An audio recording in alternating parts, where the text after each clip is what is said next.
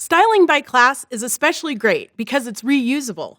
We can write a bunch of style instructions under one class and use that one class to style multiple elements. I'll show you what I mean.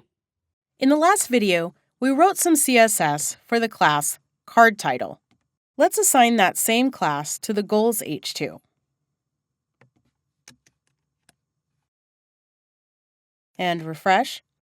And as you can see, now those same styles are applied to the goals h2 without having to write any additional CSS. Pretty cool, right? Let's go for a more subtle border radius really quick. So we'll go to styles.css and change the border radius to 10 pixels. And that's better. Keep in mind that now that we've written this class, we can add it to anything, not just another h2. And that element will take on these styles. For example, I can add the card class title to this paragraph right below the goals h2.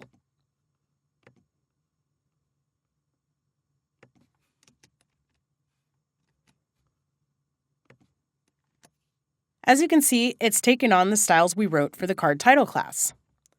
Let's go ahead and remove this class. And now we can make both of these h2s that have the card title class look even better with padding and margin. Padding and margin are ways we can control the space around an element. Understanding the difference between margin and padding can be tricky at first, but imagine it this way. When we talk about padding, we're talking about the space between the element and its border. Remember when I said that HTML elements can be thought of as boxes nested inside of other boxes? Well, when you adjust padding, you increase or decrease the amount of space inside an element's box.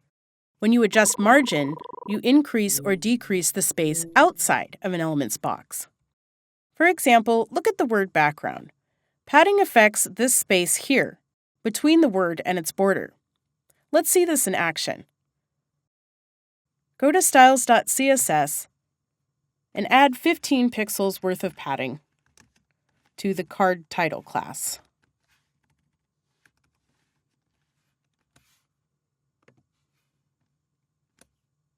Now there is 15 pixels worth of space on all sides between the element and its border.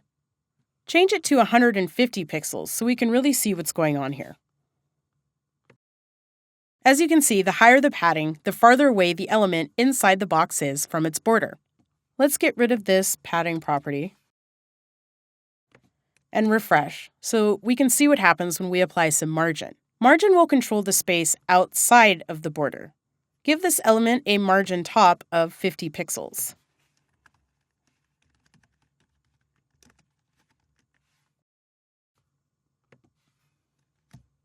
Did you see how it jumped down? There's now 50 pixels worth of space between the top of the h2 element and the box that it's nested within.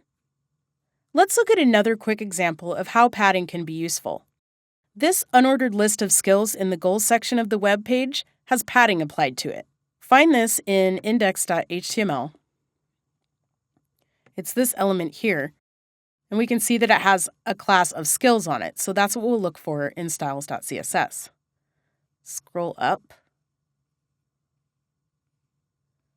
And here it is. Let's delete the padding and take a look. Without padding, the background color only takes up the area directly around the text, and it doesn't look very good, does it? Let's go back and Control or Command Z to undo this, and we'll look again. And now we can see really clearly how padding is being applied to these list items to improve how they look. Feel free to play around with the padding values and see what happens. Using classes to style your elements will help keep your code clean and organized, and will save you from having to type the same style instructions over and over. In the next and final part of this course, I'll teach you how to make a brand new web page and link to a new CSS style sheet. When we're done, you'll be ready to start building websites on your own. So let's get started.